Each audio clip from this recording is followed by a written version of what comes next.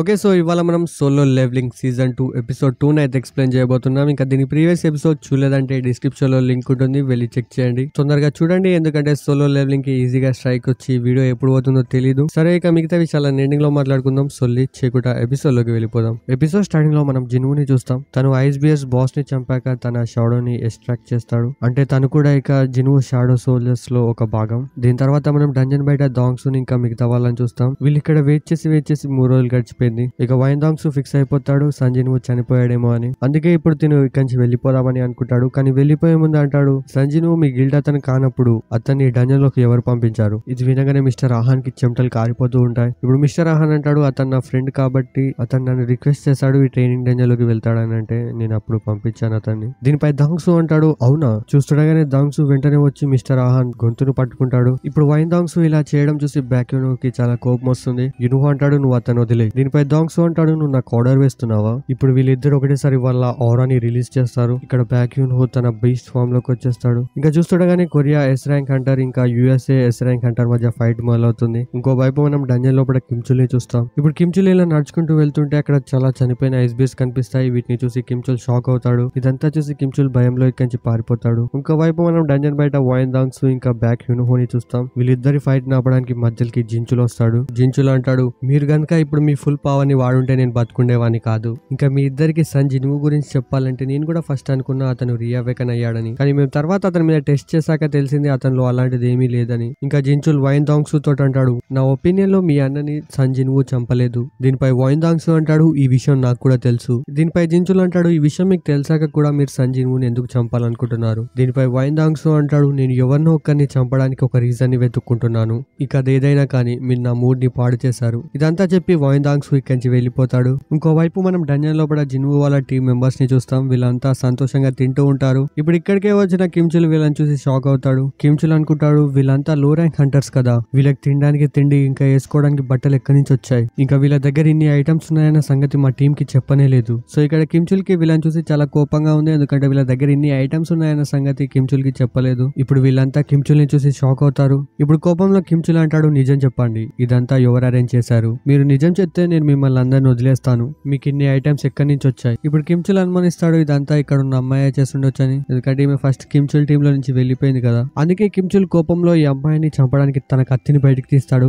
అంతలోనే ఇక్కడికి జిన్వు వచ్చి తన కొట్టు కింద పడేస్తాడు. జిన్వు అంటాడు, బాగా ఆలోచించు, నువ్వే మమ్మల్ని అందరిని వదిలేస్తావు. ఇంకా నీతో పాటు కొందరు చుట్టాలను కూడా తీసుకొచ్చినట్టున్నావు. ఇక మీరు దాచుకోవాల్సిన అవసరం లేదు. మీరు వచ్చారన్న ప్రెజెన్స్ నాకు ఆల్రెడీ తెలిసిపోయింది. ఇక చూస్తుండగానే ఐసెల్ఫ్ లీడర్ ఇంకా ఐసెల్ఫ్స్ వచ్చేస్తాయి. ఇక ఈ లీడర్ పేరు వచ్చేసి బార్కా. మన రానన్న డబ్ చేస్తానని ఇదే క్యారెక్టర్ కనుకుంటా. ఇప్పుడు బార్కా అంటాడు, ఇంత చెత్త మనుషుల మధ్య ఒక బలవంతుడు ఉంటాడంటే నమ్మలేదు. దీనిపై జిన్వు అంటాడు, ఎవరిని నువ్వు చెత్త అని అంటున్నావు? ఇది విని బార్కా ఇంకా మిగిలిన టీం మెంబర్స్ షాక్ అవుతారు. ఎందుకంటే ఐసెల్ఫ్స్ మాట్లాడే లాంగ్వేజ్ జిన్వుకి అర్థమవుతుంది, వీళ్ళకి ఎవ్వరికి అర్థం అవ్వట్లేదు. ఇప్పుడు బార్కా అంటాడు, నువ్వు మా లాంగ్వేజ్ ని ఎలా అర్థం చేసుకోగలుగుతున్నావు? ఇది విని జిన్వు షాక్ అవుతాడు. జిన్వు అనుకుంటాడు, ఇదంతా సిస్టమ్ వల్ల కావచ్చు. ఇప్పుడు బార్కా అంటాడు, ఇలాగైతే మన ఇద్దరం ఒకరితో ఒకలం ఈజీగా మాట్లాడుకోవచ్చు. ఇంకా బార్కా అంటాడు, మా టీమ్ లో ఒక అతను నిన్ను కలవాలని అనుకుంటున్నాడు. ఇతను ఇందాక నాతో చెప్పాడు మనుషుల మధ్యలో ఎవరో చాలా బలంగా ఉన్నాడని. అందుకే ఇతను నీతో ఫైట్ చేయాలని అనుకుంటున్నాడు. ఇప్పుడు ఇతని నానేలోపే మన జిన్వు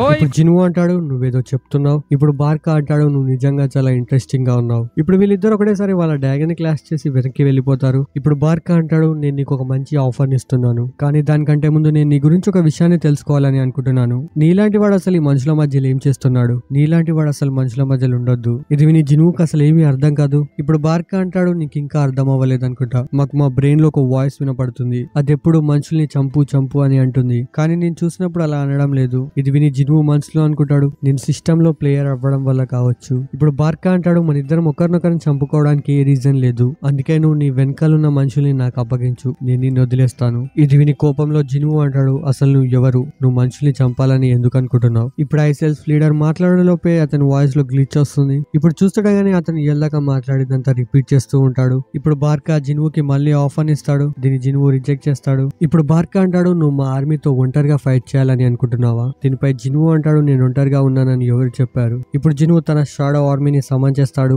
ఈ షాడో ఆర్మీని చూసి జిన్వు టీం మెంబర్స్ కి అసలు ఏమీ అర్థం కాదు. ఇప్పుడు చూస్తుండగానే జిన్వు షాడో ఆర్మీ ఇంకా ఐసెల్స్ మధ్య ఫైట్ మొదలవుతుంది. ఇప్పుడు బార్కా ఇంకా సంజిన్ ఒకరితో ఒకరు ఫైట్ చేస్తూ ఉంటారు. బార్కా అంటాడు, నేను ఈ ఫైట్ ని చాలా ఎంజాయ్ చేస్తున్నా. ఇది విని జిన్వు చిన్నగా స్మైల్ చేస్తాడు. ఇప్పుడు బార్కా ఒకటేసారి పైకి చూస్తాడు. చూస్తుండగానే షాడో సోల్జర్స్ బార్కా మీదకి అటాక్ చేస్తారు. ఇంకోవైపు మనం కిమ్చుల్ ని చూస్తాం. తను లేచిన వెంటనే జిన్వుని చూస్తాడు. ఇక తను ఫిక్స్ అయిపోతాడు ఇవన్నిటికీ కారణం జిన్వువే అని. ఇక తనని చంపడానికి తన కత్తిని బయటకు తీస్తాడు. ఇప్పుడు ముందు నుంచేమో బార్కా వస్తూ ఉంటాడు, ఇంకా వెనక నుంచి కిమ్చుల్. ఇప్పుడు వీళ్ళిద్దరూ జిన్వు మీదకి అటాక్ చేసేలోపే అక్కడ ఐస్ తో ఒక పెద్ద పొగ క్రియేట్ అవుతుంది. ఇప్పుడు ఆ పొగలో నుంచి ఒకటేసారి షాడో సోల్జర్ బయటకు వస్తాడు. ఇతన్ని చూస్తే మీకు ఎవరినో చూసినట్టు అనిపిస్తుందా? ఇది తెలుసుకోవాలంటే మనం దీని బ్యాక్ స్టోరీని చూద్దాం. ఇక్కడ స్టార్టింగ్ లో జిన్వుకి తెలుసు కిమ్చుల్ అతన్ని చంపడానికి వస్తున్నాడని. ఇప్పుడు ఇక్కడికి ఎగ్రిస్ వచ్చి ఒకటేసారి మంచుతో ఒక పొగని క్రియేట్ చేస్తుంది. ఇంకా ఎగ్రిస్ వెనకాలన్న కిమ్చుల్ ని తన సోట్ తోటి చంపేస్తాడు. ఇంకా కిమ్చుల్ చనిపోయిన వెంటనే జిన్వు అరైజ్ అని అంటాడు. ఇంకేముంది, కిమ్చుల్ కూడా జిన్వు షాడో ఆర్మీలో ఒక భాగం అయిపోతాడు. ఇక దీని వచ్చి రాగానే బార్కా మీదకి అటాక్ చేస్తాడు. ఇప్పుడు బార్కా దీన్ని చూసి షాక్ అవుతాడు. ఇప్పుడు జిన్వు తన షాడో సోల్జర్ కి పెట్టిన పేరు ఐరన్. ఇప్పుడు ఐరన్ ఒకటేసారి గట్టిగా అరుస్తుంది. ఇప్పుడు ఐరన్ దగ్గర నుంచి ఈ ఆరాని విని బార్కాకి ఇంకా చాలా ఇంట్రెస్టింగ్ అనిపిస్తుంది. ఇప్పుడు బార్కాకి ఇంకా ఐరన్ కి ఏమో ఫైట్ మొదలవుతుంది. వీళ్ళేమో చెట్టెనకాల దాచుకుని ఇదంతా చూస్తూ ఉంటారు. వీళ్ళు ఇలా ఫైట్ చేస్తుంటే బార్కా అంటుంది, నేను నీతో ఫైట్ చేయాలని ఉంది.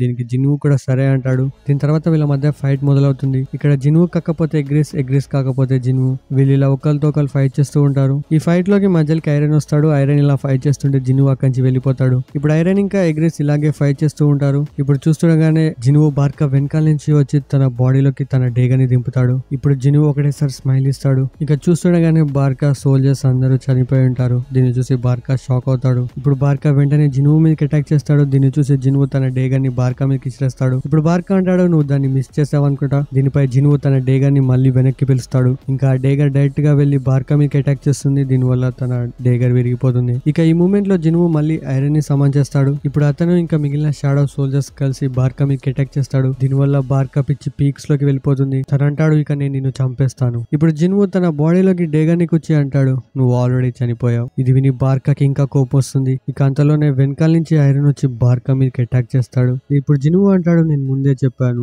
ఇదంతా ఎప్పుడో అయిపోయిందని. ఇక్కడ జిన్వు లెవెల్ అప్ అయిపోతాడు. వెనకాల చూస్తే ఐరన్ అతను చనిపోయినాక అతన్ని కొడుతూ ఉంటాడు. దీన్ని చూసి జిన్వు అతన్ని ఆపుతాడు. ఇంకా జిన్వు అక్కడి నుంచి వెళ్ళిపోతూ అంటాడు, నీకు ఇది అర్థమవుతుంది అనుకుంటున్నా. ఇక బార్కాని చంపిన సంతోషంలో వీళ్ళందరూ ఎంజాయ్ చేస్తూ ఉంటారు. ఇక బార్కా చనిపోగానే అక్కడ డంజన్ గేట్స్ ఓపెన్ అవుతాయి. ఇక డంజన్ గేట్ ఓపెన్ అవ్వగానే వీళ్ళ సంతోషాన్ని మాటలో చెప్పలేం. ఇప్పుడు వెళ్లే ముందు జిన్వు బార్కా వైపు చూస్తాడు. దీన్ని బట్టి మనం అర్థం చేసుకోవచ్చు జిన్వు ఇప్పుడు ఏం చేయబోతున్నాడు అనేది. ఇక్కడ మనం డంజన్ బయట బ్యాక్ హ్యూని చూస్తాం. వీళ్ళు ఇక్కడ వెయిట్ చేసి వారం అవుతుంది. ఇక్కడే ఉన్న మిస్టర్ ఆహాన్ అంటాడు, మీరు వెళ్ళండి సార్, ఇదంతా నేను చూసుకుంటా. దీనిపై యూనిహో అంటాడు, నేను ఇక్కడే ఉంటా, లోపల మన సోల్జర్స్ ఉన్నారు. ఇప్పుడు ఒకటేసారి ఆ రెడ్ గేట్ బ్లూ కలర్ లో మారిపోతుంది. ఇప్పుడు దాంట్లో నుంచి ఎవరో వస్తున్నాడు, షాడో కనిపిస్తుంది. దీన్ని చూసి యూనిహో మనసులో అనుకుంటాడు, ఇది ఏ ర్యాంక్ హంటర్ కిమ్చుల్ కావచ్చని. కానీ ఇక్కడ చూస్తే పార్క్ హేజిన్ ఇంకా ఇంకొక అతను ఉంటాడు. దీన్ని చూసి యూనిహో షాక్ అవుతాడు. యూనిహో అనుకుంటాడు, వీళ్ళు లో ర్యాంక్ హంటర్స్ కదా. ఇంకా జిన్వు వెనకాల చూస్తే అక్కడ ఇద్దరు ఈ ర్యాంక్ హంటర్స్ ఉంటారు, జిన్వు ఇంకా సాంగ్. వీళ్ళని ఇలా చూసి యూనిహోకి అసలు ఏమీ అర్థం కాదు. యూనిహో అనుకుంటాడు అసలు లోపల ఏం జరిగింది. ఇప్పుడు జిన్వు అక్కడి నుంచి వెళ్తుంటే యూనిహో తను ఆపుతాడు. యూనిహో అంటాడు, నేను నీతో మాట్లాడాలని అనుకుంటున్నాను. దీనిపై జిన్వు అతని చేయిని తీసి అంటాడు, నేను చాలా అలసిపోయాను, ఇంకా నువ్వు ఏదైనా అడగాలంటే మీ గిల్డ్ వాళ్ళని అడుగు. ఇది విని యూనిహో కోపంలో అంటాడు, ఇది నేనేం నిన్ను రిక్వెస్ట్ చేయడం లేదు, నేను నిన్ను ఆర్డర్ చేస్తున్నా. యూనిహో ఇప్పుడు మళ్ళా తన భుజమే చేపెడతాడు. యూనిహో అంటాడు, ఈ ఇన్సిడెంట్ లో మా గిల్డ్ లోని 6 మెంబర్స్ మాయమైపోయారు. ఇంకా నేను ఈ గిల్డ్ కి ఇన్ఛార్జ్ కాబట్టి నేను నీ దగ్గర అన్ని విషయాలు తెలుసుకోవాలి. దీనిపై జిన్వు అంటాడు, నువ్వు కరెక్ట్ గానే చెప్పావు, కానీ నేను మీ టీమ్ లోని 2 మెంబర్స్ ని కాపాడాను, దానికి నువ్వు నాకు థ్యాంక్ యూ చెప్పవా.